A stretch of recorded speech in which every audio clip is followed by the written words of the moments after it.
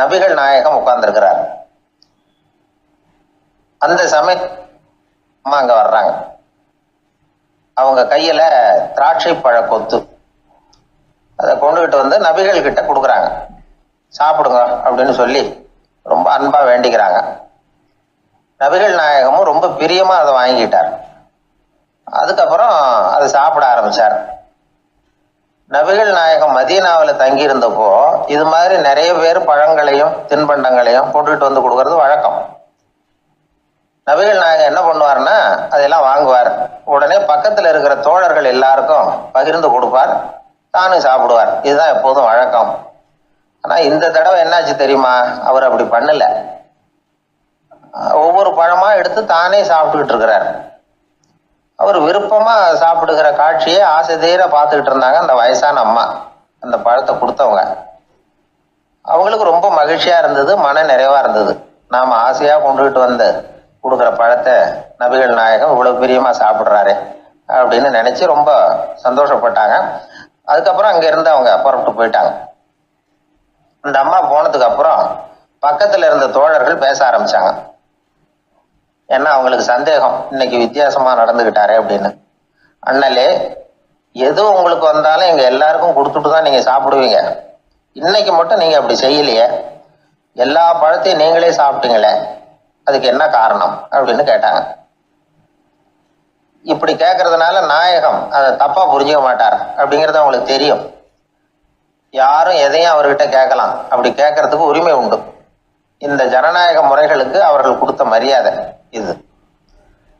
தோழர்களின் கேள்விக்கு நபிகள் பதில் சொல்ல ஆரம்பிச்சார். நண்பர்களே, அந்த அம்மா ரொம்ப பிரியமா அந்த பழங்களை என்கிட்ட கொண்டுகிட்டு வந்து கொடுத்தாங்க. முதல்ல ஒரு பழத்தை எடுத்து வாயில போட்டு பார்த்தேன், அது ரொம்ப புளிப்பா இருந்தது, சாப்பிடுறது ரொம்ப கஷ்டம். உங்ககிட்ட யாருக்காவது அதை கொடுத்துருந்தா அதுல வாயில போட்டதும் புளிப்பு தாங்காம முகம் சுழிச்சிருப்பீங்க. அதை அந்த அம்மா பார்த்துட்டாங்கன்னா வருத்தப்பட்டிருப்பாங்க. ஆசையா கொண்டுகிட்டு வந்து நமக்கு கொடுத்துருக்குறாங்க, அவங்க அன்பான மனசை நோகடிக்கிறதுக்கு நான் விருப்பப்படலை. அதனால முகம் சுழிக்காம சாப்பிடணுமேங்கிறதுக்காகத்தான் அந்த பழங்கள் பூராவே நானே சாப்பிட்டுட்டேன் அப்படின்னு புன்முறுவலோட பதில் சொன்னாராம் நபிகள் நாயகம். இன்னொருத்தர் மனசு புண்படக்கூடாதுங்கிறதுக்காக புளிப்பையும் இனிப்பா ஏற்றுக்கொள்ளுகிற பண்பாடு இருக்கு பாருங்க, அது ஒரு பெரிய நாகரிகம். அது எல்லாருக்கும் சுலபமா வந்துடாது. நல்லா இருக்கிற பழத்தையே என்ன இவ்வளவு மோசமா இருக்குன்னு சொல்லுகிறவர்கள் தான் நம்ம கிட்ட அதிகம். இந்த காலத்துல இல்வாழ்க்கையில இந்த நாகரிகத்தை சில பேர் கடைபிடிக்கிறது உண்டு. நல்லா இருக்க இல்லையோ முகம் சுளிக்காம சாப்பிடுவாங்க. ஏன்னு கேட்டா, எதுக்காக சார் வீண் வம்பு, ஏதோ நமக்குன்னு கொடுத்து வச்சது அவ்வளவுதான் அப்படின்னு நினைச்சுக்கிட்டு போக வேண்டியது தானே அப்படிம்பாங்க. இவங்கெல்லாம் கூட ஒரு விதத்துல பண்பாடு தெரிஞ்சவர்கள் தான். ஒரு ஆளு ஊரெல்லாம் சுத்தி விட்டு கடைசியில அழுத்து போய் ஒரு ஹோட்டலுக்குள்ள நுழைஞ்சானா. ரொம்ப களைப்பா இருந்தது அவனுக்கு. அதனால ரொம்ப களைப்படைஞ்சு போய் ஒரு நாற்காலியில போய் உட்காந்துருக்கிறான். இவனை பார்த்ததும் சர்வர் ஓடி வந்தார். சார் உங்களுக்கு என்ன வேணும்னு கேட்டார். எனக்கு தேவை 2 தோசையும் கொஞ்சம் அன்பான வார்த்தைகளும் அப்படின்னா. சர்வர் உள்ள போனார், 2 தோசையை கொண்டாந்து வச்சார். அன்பான வார்த்தை கேட்டனே அப்படின்னா இவன். சர்வர் ரொம்ப பணிவா குனிஞ்சு இவன் காதோரமா சொன்னார், ஐயா இந்த தோசையை சாப்பிட்றாதீங்க, புளிச்சு போன பழைய மாவு அப்படின்னார். இது பாருங்க, அன்பான வார்த்தையும் 2 தோசையும் கேட்டார், கொண்டாந்து கொடுத்துட்டார். இப்படி இருக்கிறவர்களும் இன்றைய மனிதர்கள்ல அதிகம். அதனால மனிதர்கள் ஒவ்வொருத்தரும் ஒவ்வொரு விதம். நம்ம கிட்ட பிரியமா நடந்துகிறவர்கள் மனம் கோணும்படி நாம் நடந்து கொள்ளக்கூடாது அப்படிங்கிறது தான் நபிகள் நாயகம் அவருடைய செயல் மூலமா நமக்கு உணர்த்தி இருக்கிற வாழ்வியல் உண்மை. ஒரே ஒரு ஊர்ல ஒரு ராஜா இருந்தார், ரொம்ப நல்லவர். ஒரு நாள் அரண்மனையில விசாரணை நடந்துகிட்டு இருக்குது. அதுல ஒரு வழக்கு. ஒரு விவசாயி வந்து புகார் கொடுக்குறார். என்ன புகார்னா, அவர் வயல்ல ஆடுகள் வந்து மேய்ஞ்சி பயிரை அழிச்சுட்டுது. நிறைய உழைச்சி செலவு பண்ணி பயிரை உண்டாக்கி வச்சிருந்தேன், எல்லாம் புழுக்குது. இனிமே நான் என்ன செய்யறது, நீங்க தான் சரியான தீர்ப்பு வழங்கணும் அப்படின்னார் அந்த விவசாயி. அந்த ஆடுகளுக்கு சொந்தக்காரர் யாருன்னு கண்டுபிடிச்சி அரண்மனைக்கு அழைச்சிட்டு வாங்கன்னு உத்தரவு போட்டார் ராஜா. சேவகர்கள் போனாங்க, ஆளை கண்டுபிடிச்சாங்க, கூப்பிட்டுக்கிட்டு அரண்மனைக்கு வந்துட்டாங்க. ராஜா விசாரணை பண்ணார். அப்புறம் விசாரித்து முடிச்சுவிட்டு தீர்ப்பு வழங்கினார். இந்த விவசாயி அடைந்திருக்கிற இழப்புக்கு ஈடாக உன்னுடைய ஆடுகளை அவங்ககிட்ட கொடுத்துட வேண்டியது அப்படின்னு சொல்லிவிட்டார். உன்கிட்ட இருக்கிற ஆடு பூரா அவன்கிட்ட கொடுத்துரு, அந்த ஆட்டுனால ஏற்பட்ட இழப்பு சரியாக போகட்டும் அப்படின்னு தீர்ப்பு வழங்கிட்டார். அந்த மன்னருடைய மகன் இதை பார்த்துக்கிட்டே உட்காந்துருந்தான். இந்த தீர்ப்பை இன்னும் கூட சிறப்பாக வழங்கலாமே அப்படின்னு நினச்சான். அப்பாக்கிட்ட சொன்னான். உடனே அந்த அரசர், சரி நீயே இதுக்கு சரியான தீர்ப்பு சொல்லு அப்படின்னார். அந்த இளவரசன் தீர்ப்பு சொல்கிறான். அவன் சொன்ன தீர்ப்பு என்னன்னா, உங்ககிட்ட இருக்கிற ஆடுகள் எல்லாத்தையும் 1 வருஷ காலத்துக்கு அந்த விவசாயிகிட்ட ஒப்படைச்சிட வேண்டியது. அந்த 1 வருஷத்துக்குள்ள அந்த ஆடுகள் போடுற குட்டிகள், பால், எரு எல்லாம் விவசாயி எடுத்துக்க வேண்டியது. 1 வருஷத்துக்கு அப்புறம் உங்களுடைய ஆடுகளை நீங்களே திருப்பி வாங்கிக்க வேண்டியது. இதுதான் இளவரசன் சொன்ன தீர்ப்பு. இது சரியான தீர்ப்பு தான். இனிமேல் என்னுடைய அரச பொறுப்புகளை இளவரசர் வசம் ஒப்படைக்கிறேன் அப்படின்னு சொல்லி ஒப்படைச்சுட்டாராம். அதாவது தாவூத் நபி, சுலைமான் நபி இவர்களுடைய சரித்திரத்தில் இந்த சம்பவம் காணப்படுறதாக ஒரு நண்பர் சொன்னார். ஒரு தண்டனையை பெறுகிறவன் அதுக்கு பிறகு சமூகத்தில் நல்ல விதமாக வாழறதுக்கு வாய்ப்பு இருக்கிறது மாதிரி அமையணும் தீர்ப்பு. அதுக்கு இது ஒரு உதாரணம். சில தீர்ப்புகள் எப்படி அமைஞ்சு விடுதுன்னா, ஒரு தண்டனையை அனுபவித்து முடித்தவன் அதுக்கப்புறம் அவன் இந்த சமூகத்தில் நல்லவனாக வாழறதுக்கு நினைச்சா கூட அதுக்கு தகுதி இல்லாதவன் அப்படிங்கிற அளவுக்கு சூழ்நிலை அமைஞ்சிருது. இது சிந்திக்க வேண்டிய ஒரு செய்தி. இன்னொரு ஊரில் ஒரு ராஜா இருந்தார். அவர் ஒரு நாள் ஒரு போட்டி வச்சார். என்ன போட்டின்னா, அரண்மனை வாசலில் ஒரு பெரிய நீச்சல் குளம், அதில் நிறைய விஷப்பாம்புகள்.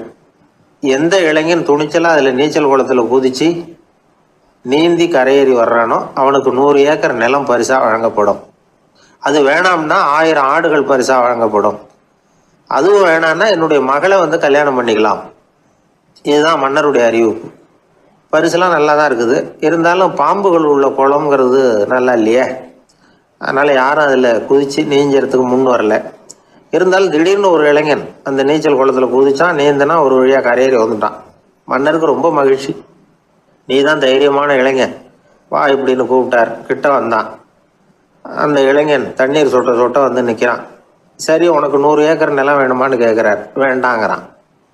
சரி, அப்படின்னா 1000 ஆடுகள் வேணுமான்னு கேட்குறார். அதுவும் வேணாங்கிறான். ஓ, அப்படின்னா என் பொண்ணை கல்யாணம் பண்ணிக்கிறியா அப்படின்னு கேட்குறாரு. அதுவும் வேணாங்கிறான். ராஜாவுக்கு ஒன்றும் புரியல. அப்படின்னா உனக்கு என்னதான் வேணும் அப்படிங்கிறார். என்னை பிடிச்சி இந்த குளத்துல தள்ளி விட்டவன் யாருங்கிறது எனக்கு தெரியணும் அப்படின்னா. ஒரு புகழ்பெற்ற ஜப்பானிய சாமுராய் வீரன், வாள் வீசுறதுல ரொம்ப கெட்டிக்காரன். ஒரு கடுமையான போரில் கலந்து கொண்டுட்டு களைச்சி போய் திரும்பி வந்தான். படுக்கையில் விழுந்தான். பக்கத்தில் என்னமோ சத்தம் கேட்டுது. திரும்பி பார்த்தான். ஒரு எலி அவனை முறைச்சி பார்த்துக்கிட்டு இருந்தது. உடனே வாழை உருவனா வீசினான். அது தப்பிச்சிட்டு ஓடி போச்சு. எவ்வளோ முயற்சி பண்ணி பார்த்தா முடியல. கடைசியில் அந்த வாள் முறிஞ்சு போனது தான் மிச்சம். ஒரு பக்கம் அவனுக்கு இது அவமானமாக போயிட்டுது, இன்னொரு பக்கம் பயமாக போயிட்டுது. எவ்வளவோ போர்களில் எதிரிகளை பந்தாடினவன் அவன் ஒரு எலிகிட்ட தோற்று போய்டுறதா அவனால் சகிச்சிக்க முடியல. மனைவிகிட்ட சொன்னான் இப்படி நடந்துட்டுதுன்னு. அவள் சிரிச்சா. உங்களுக்கு புத்தியே இல்லை, எலியை போய் யாராவது வாளால் வெட்டுவாங்களா அப்படின்னு அந்த அம்மா சொன்னதும், நீ என்ன சொல்கிறேன்னா, ஒரு பூனையை கொண்டுட்டு வந்துட்டா போதும், அதுக்கப்புறம் ஏன் எலி வரப்போகுது அப்படின்னு அந்த அம்மா. உடனே ஒரு பூனை வந்து சேர்ந்தது. அது சாதாரண பூனை இல்லை, வீர சாகசங்கள்லாம் செஞ்சு பழக்கப்பட்ட பூனை. பெரிய இடத்துல வளர்ந்தது. அதை கொண்டுட்டு வந்துட்டாங்க. அந்த பூனை குறி பார்த்து எலி மேலே பாஞ்சுது. ஆனால் அந்த எலியை சுலபமாக தப்பிச்சு போட்டுது. அடுத்தபடியாகவும் பாயறதுக்கு முயற்சி பண்ணிச்சு அந்த பூனை. ஆனால் அந்த எலியோ ரொம்ப தந்திரமாக திடீர்னு அந்த பூனையின் முகத்துக்கு நேராக பாஞ்சுது. அவ்வளவுதான். அந்த பூனை பயந்து போய் ஒரே தாவா தாவி ஜன்னல் வழியாக வெளியில் ஓடிப்போச்சு. அந்த வீரனுக்கு இது ஒரு பெரிய அதிர்ச்சியாக இருந்தது. அடுத்தபடியாக யோசனை பண்ணான். ராஜா வளர்த்துக்கிட்டு இருந்த அரண்மனை பூனையை ஒரு நாள் இரவலாக கேட்டு வாங்கிட்டு வந்தான். ஊர் உலகம்லாம் பேர் வாங்கின பூனை இது. அந்த பூனையாலும் அந்த எலியை ஒன்றும் செய்ய முடியல. வீரனுக்கு ரொம்ப அதிர்ச்சி. அந்த அரண்மனை பூனைகிட்டையே போய் புலம்புனான். அரண்மனை பூனையே, நீயே தோற்று போயிட்டியே, இனிமேல் நான் என்ன செய்ய முடியும்னா. அந்த பூனை சிந்திச்சுது. அப்புறம் சொல்லிச்சு, இந்த காரியத்துக்கு இந்த மேல்மட்ட விவகாரம்லாம் சரிப்பட்டு வராது. சாதாரண வீட்டு பூனை கிடச்சிதுன்னா அதை கொண்டுகிட்டு வந்து விட்டுப்பார் அப்படின்னுது. சாதாரண பூனையால் என்ன செஞ்சிட முடியும்னா இவன் நம்பிக்கை இல்லாமல். இப்போது அந்த அரண்மனை பூனை சொல்லிச்சு, பெரிய வீட்டு பூனையெல்லாம் நல்லா சாப்பிட்டு தூங்கி பழக்கப்பட்டிருக்கோம். அதுக்கெல்லாம் ராஜதந்திரம் தெரியும், ஆனால் எலி பிடிக்க தெரியாது. அதுக்கான வளர்ப்பும் இல்லை, பயிற்சியும் இல்லை. ஏன்னா அதுக்கெல்லாம் பசி கிடையாது. சாதாரண வீட்டு பூனை அப்படி இல்லை, பசிக்கு ஆகாரம் தேடி அலையும், எலிகளை பிடிச்சி சாப்பிட்டுட்டு தான் உயிர் வாழும். அதனால் அதுகளுக்கு எலியை பிடிக்கிற எல்லா உத்திகளும் தெரியும், எங்களுக்கு தெரியாது அப்படின்னுது. அது சரியே, அதுவும் பூனை தான், நீயும் பூனை தான், அதால் முடிகிற காரியம் ஏன் உன்னால் முடியல அப்படின்னு கேட்டான் இவன். இதுக்கு அந்த பூனை சொல்லிச்சு, இதே கேள்வியை நானும் கேட்டேன், உன்னுடைய தந்திர முறை என்னன்னு கேட்டேன். அதுக்கு பதில் சொல்லாமல் படுத்து தூங்கி போச்சு. அதை மறுபடியும் எழுப்பி கேட்டேன், அதுக்கு கோவம் வந்துட்டுது. இதில் என்ன தந்திர முறை வேண்டியிருக்கு, நான் ஒரு பூனை அவ்வளவுதான். பூனைன்னா பூனை, பூனை எலியை பிடிக்கும், நான் எலியை பிடிக்கிறேன் அவ்வளவுதான்னுது அப்படின்னு சொல்லி விவரமாக சொல்லிச்சு அந்த அரண்மனை பூனை. உடனே ஒரு சாதாரண பூனையை கொண்டுட்டு வந்துட்டாங்க. கொண்டாந்து விட்டால் அது பார்க்குறதுக்கு ரொம்ப சாதாரணமாக தெரிஞ்சுது. இந்த வீரனுக்கு நம்பிக்கை வரல, இருந்தாலும் அதை கொண்டுட்டு வந்து வீட்டுக்குள்ளே விட்டான். ஒரே நிமிஷம் அந்த எலியை கவிட்டு வெளியில் ஓடிப்போச்சு. மேலிடத்த பூனைகள்லாம் இதை வேடிக்கை பார்த்துக்கிட்டு வெளியில் நின்றுக்கிட்டு இருக்குது. எல்லாரும் மெதுவாக அந்த பூனையை நெருங்கி, உங்கள்கிட்ட அப்படி என்ன தனிப்பட்ட திறமை, அதோட ரகசியம் என்னன்னு கேட்டாங்க. அந்த சாதாரண பூனை ரொம்ப சாதாரணமாக சொல்லிச்சான், அதெல்லாம் எனக்கு தெரியாது, நான் பூனை அவ்வளவுதான், நீங்களும் பூனையாக இருங்கோ அப்படின்னு சொல்லிவிட்டு அந்த பூனை தன்னுடைய வாயில் கவிய எலியோடு அங்கேருந்து நடந்து போச்சு. இந்த கதையிலேருந்து நாம் புரிஞ்சிக்க வேண்டிய தத்துவம் என்னென்னா, நீயாக இரு, இதுதான் அந்த தத்துவம். நம்ம ஒவ்வொருத்தருக்கு உள்ளேயும் ஒரு தனித்தன்மை இருக்குது. இதை அவங்கவுங்க புரிஞ்சுக்கிட்டு உண்மை இயல்பு புரிஞ்சுக்கணும். நம்முடைய இயல்பு என்னங்கிறது நமக்கு தெரியணும். அதை கண்டுபிடிக்கிறது தான் உண்மையான கலை. ஒரு பெரிய மனுஷன் வாயை அகலமாக திறந்து வச்சுட்டு தூங்கிட்டு இருந்தான். உடனே ஒரு எலி உள்ளே பூந்துட்டு தான். வீட்டு வேலையாள் டாக்டருக்கு ஃபோன் பண்ணான், எங்கள் முதலாளி வாய்க்குள்ளே ஒரு எலி பூந்துட்டுது டாக்டர் அப்படின்னா. நான் உடனே புறப்பட்டு வரேன், அதுக்கு முன்னாடி நீ ஒரு ரொட்டி துண்டை எடுத்து ஒரு வாய்க்கு முன்னாடி காட்டு, உள்ளே போன எலி வெளியில் வந்துடும்னார் டாக்டர். சரின்னு சொல்லிவிட்டான். கொஞ்ச நேரத்தில் டாக்டர் அங்கே போய் சேர்ந்தார். அப்போ வேலைக்காரன் ஒரு பெரிய மீனை அவர் வாய்க்கு நேராக இப்படியும் ஆட்டிக்கிட்டு இருந்தான். நான் ரொட்டி துண்டை தானே காட்ட சொன்னேன்னார் டாக்டர். அவன் சொன்னான், எலியை வெளியில் கொண்டுட்டு வர்றதுக்கு ரொட்டி துண்டை காட்ட சொன்னீங்க டாக்டர், அதுக்கப்புறம் அந்த எலியை துரத்திக்கிட்டு ஒரு பூனை உள்ளே போயிருக்கு, அதுக்காக தான் இந்த மீனை காட்டிக்கிட்டு இருக்கேன் நானா. இது எதுக்குன்னா, இப்படி வேடிக்கையாக சொல்கிறது, பூனை பூனையாக இருக்க வேண்டும், எலி எலியாக இருக்க வேண்டும், மனுஷன் மனுஷனாக இருக்க வேண்டும் அப்படிங்கிறத புரிஞ்சுக்கிறது. நாம இருக்கிற வரை வெற்றி நிச்சயம். உழைப்பும் நேர்மையும் உயர்வதற்கு வழிகள். அதை விட்டுட்டு உட்கார்ந்த இடத்துல இருந்துகிட்டே உயர போகணும் அப்படின்னு கற்பனை பண்றாங்க. அந்த கற்பனையிலேயே பாதி வாழ்க்கை ஓடி போடுது. உழைப்புங்கிற வழியையும் நேர்மைங்கிற வழியையும் ஒதுக்கி விட்டு குறுக்கு வழியில ஓட நினைக்கிறவங்க குப்புற விழுந்து விடுறாங்க. எந்த தொழிலை நாம செய்தாலும் சரி, அந்த தொழிலுக்குரிய பெருமையை நாம புரிஞ்சுக்கிட்டு அதுல ஈடுபடணும். அப்படி இல்லாம, என்ன சார் பொழப்புது, இந்த தொழிலை மனுஷன் செய்வானா அப்படி புலம்பிக்கிட்டு இந்த தொழிலையே செஞ்சுக்கிட்டு இருக்கிறவங்க நம்மள பல பேர் உண்டு. செய்யும் தொழிலே தெய்வம் அப்படின்னு சொல்றாங்கல்ல, அப்படி சொல்றது எதுக்காக? அந்த அளவுக்கு அதுல ஒரு ஈடுபாடு வேணுங்கிறதுக்காகத்தான். ஒரு பெரிய மலைப்பகுதி, அந்த மலை அடிவாரத்துல ஒரு சிற்பி உட்காந்து ஒரு சிலையை வடிச்சுக்கிட்டு இருக்கிறான். கையில ஒரு சின்ன உளிய வச்சுக்கிட்டு ஒரு பெரிய கருங்கல் பாறையை கொஞ்சம் கொஞ்சமா உடைச்சுக்கிட்டு இருக்கான். ஒரு சிற்பத்தை வடிக்கிறதுங்கிறது அவ்வளவு உன்னதமான ஒரு தொழிலா? எல்லாராலையும் முடியுமா அது? அப்படி இருந்தும் அந்த சிற்பிக்கு மன நிறைவில்லை. அவன் நினைக்கிறான், இந்த கடுமையான வெயில்ல உட்கார்ந்து வேலை செய்யறது எவ்வளவு கஷ்டம். நாம ஒரு சிற்பியா இருக்கிறதுனால தானே சூரியன் கடுமையான வெப்ப கதிர்களை நம்ம மேல வீசுறான். நாமளே அந்த சூரியனா இருந்துட்டா இந்த கஷ்டம் இருக்காத. நம்மளை கஷ்டப்படுத்துறவன் நம்மளோட வலிமை உள்ளவன், அதனால நாம அவனா மாறி விடுறதுதான் நல்லது அப்படின்னு அந்த சிற்பி யோசனை பண்ணான். அவன் எண்ணம் உடனே நிறைவேறிட்டுது. இயற்கைங்கிற மாபெரும் சக்தி அவனை ஒரு சூரியனா மாத்தி விட்டது. சிற்பி இப்போ ஒரு சூரியனா மாறினான். இனிமே இந்த உலகத்துல நம்மளோட வலிமை உள்ளவன் வேற யாரும் கிடையாது அப்படின்னு நினைக்க ஆரம்பிச்சுட்டான். அவனுக்கு மகிழ்ச்சியா இருந்தது. அந்த மகிழ்ச்சி அதிக நேரம் நீடிக்கல. ஏன்னா கொஞ்ச நேரத்துல ஆகாயத்துல கரிய மழை மேகங்கள் அப்படியே சூழ்ந்து வந்தது. சூழ்ந்து வந்த மேகங்கள் சூரியனை மறைக்க ஆரம்பிச்சது. இப்போ சூரியனா இருந்த அந்த சிற்பி நினைச்சு பாக்குறான், என்ன இது, என்னையே இந்த மேகம் மூடி மறைக்குதுன்னா அது என்னை விட பெரிய ஆளா தான் இருக்கணும்.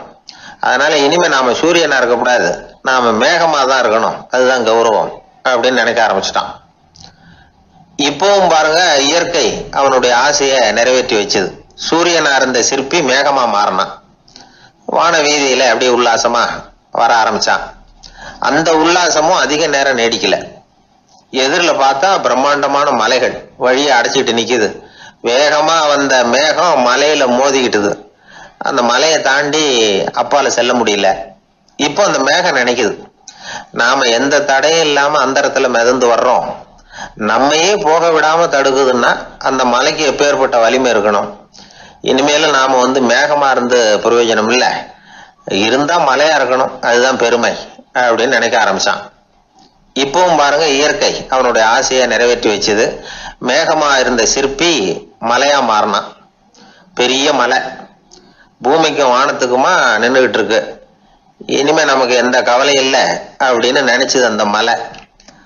இப்படி நினைச்சுக்கிட்டு இருந்த வேளையில அந்த மலையோட காலடியில அடிவாரத்துல ஏதோ சத்தம் கேட்டுது. என்ன சத்தம் இது அப்படின்னு சொல்லி அந்த மலை மெதுவா குனிஞ்சு பார்த்துதான். பார்த்தா அங்க ஒரு மனுஷன் தன்னுடைய கையில உளிய வச்சுக்கிட்டு மலையை கொத்திக்கிட்டு இருக்கிறான். ஏதோ ஒரு சிற்பத்தை வடிக்கிறதுக்காக அவன் முயற்சி பண்ணிட்டு இருக்கிறான். இப்போ அந்த மலை நினைச்சுதான், மலையே ஒருத்தன் உடைக்கிறான்னா அவன் எப்பேற்பட்ட வலிமை உள்ளவனா இருக்கணும். இனிமேலும் மலையா இருந்து பிரயோஜனம் இல்லை, மனுஷனா மாறணும், அதுதான் சரி அப்படின்னு நினைச்சுதான். அந்த வினாடியே அந்த மலை ஒரு மனுஷனா மாறிச்சு. அவன் கையில ஒரு உளி, பழையபடியே ஒரு கருங்கல் பாறையை கொத்த ஆரம்பிச்சான். அந்த ஆள் பழைய நிலைமைக்கு வந்துட்டான். இந்த கதையிலிருந்து நாம தெரிஞ்சுக்க வேண்டியது என்னன்னா, தன்னுடைய உண்மையான பலம் என்னங்கிறது தெரியாமலே தாவி தாவி தடுமாறிக்கிட்டு இருக்கிறான் மனுஷன் அப்படிங்கிறது தான். இனிமேலாவது அதை புரிஞ்சுக்கணும், புரிஞ்சுக்கிட்டு புறப்படணும் வாழ்க்கையில வெற்றி பெறறதுக்கு. ஒரு குடும்ப தலைவருக்கு விபரீதமா ஒரு ஆசை வந்துதான். அதாவது ஒரு நாள் பூராவும் புடவை கட்டிக்கிட்டு மனைவி செய்கிற வீட்டு வேலைகள், சமையல் வேலைகள் எல்லாத்தையும் தானே செய்யணும், மனைவிக்கு ஆண் வேஷம் போட்டு ஆபீஸுக்கு அனுப்பி வச்சுடணும் அப்படின்னு ஆசைப்பட்டான். இதுதான் அந்த ஆசை. அதே மாதிரி செஞ்சான். பெண் வேஷத்துல சமையல் பண்ணிட்டு இருந்தான். இருட்டி விட்டுது. இந்த சமயத்துல வாசல் கதவு தட்டப்படுற சத்தம் கேட்டுது. ஓடி போய் திறந்தான்.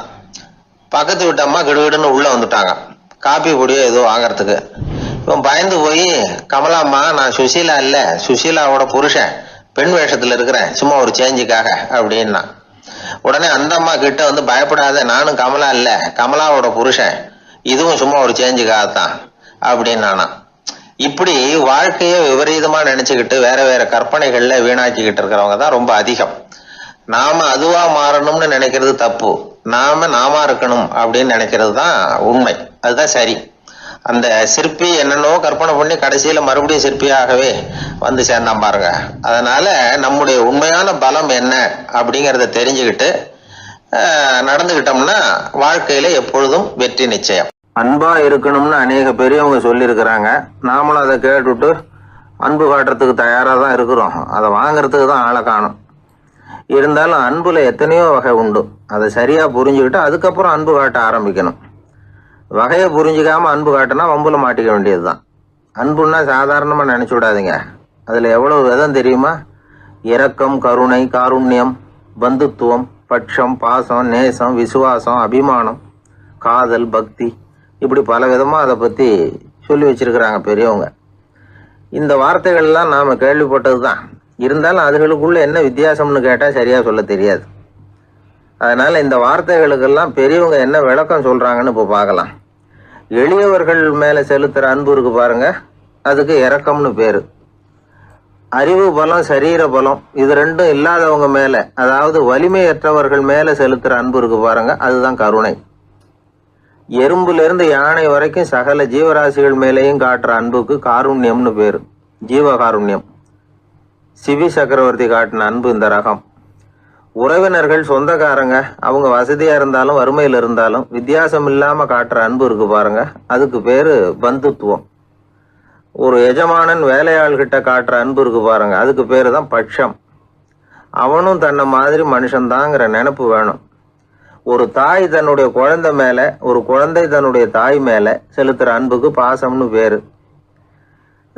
ஈருடல் ஓர் உயிர்னு நினைக்கிறது இது. ராமரும் கௌசலையும் இதுக்கு உதாரணம். தம்மை ஒத்த நண்பர்கள் கிட்ட செலுத்துற அன்புக்கு நேசம்னு பேரு. வயசு, செல்வம், அந்தஸ்து, இந்த வித்தியாசமெல்லாம் பார்க்காம அவங்க சுக துக்கத்துல சமபங்கு எடுத்துக்கிறது இது. கிருஷ்ணன் குசேலர்கிட்ட காட்டினது இந்த ரகம். வேலை செய்யறவன் முதலாளி கிட்ட காட்டுற அன்புக்கு விசுவாசம்னு பேரு. தேசத்து மேலையும் தாய்மொழி பேர்லையும் செலுத்துற அன்புக்கு அபிமானம்னு பேரு. தேசாபிமானம்னு சொல்றமே இதுதான்.